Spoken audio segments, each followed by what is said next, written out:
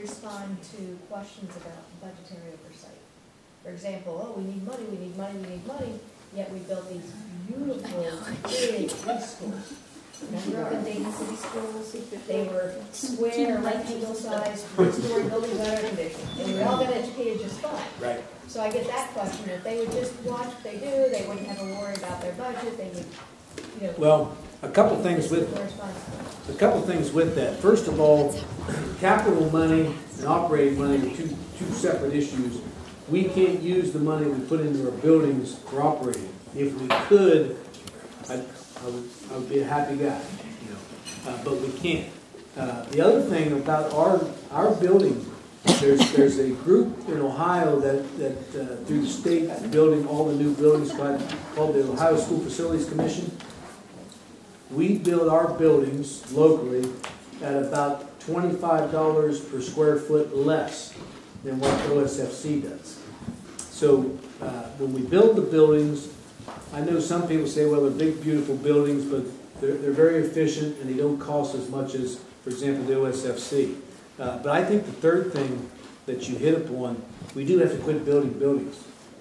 We really do. I think they add to our operating costs. We're looking at things, for example, like online delivery systems. We're looking at virtual classroom, which by the end of this summer we will have the technology.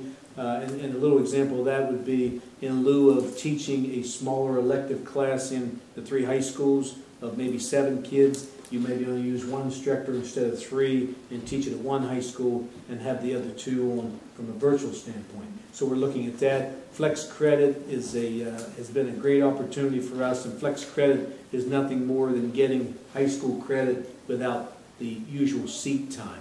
In other words, if you can offer expertise or mastery of the content area, you get credit. Those would be classes like PE, health, American government, world languages. Those are all possibilities through Flex Credit. The other thing that we want to put in place by year 3 years from now, would be every student that graduates has 1 year of college credit.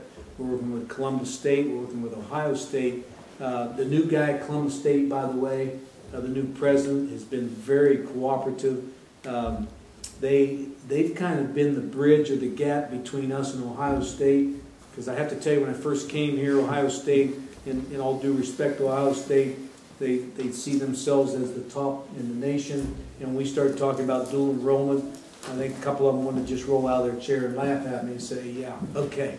Now, though, Columbus State is now into an agreement with them called the 2+2 program. You go to Columbus State 2 years, you go to Ohio State. What we're talking to Columbus State is more like a 1+1. We get 1 year here, we'll give them 1 year there. They want to go on to Ohio State or any state university. What are the benefits of that as a taxpayer?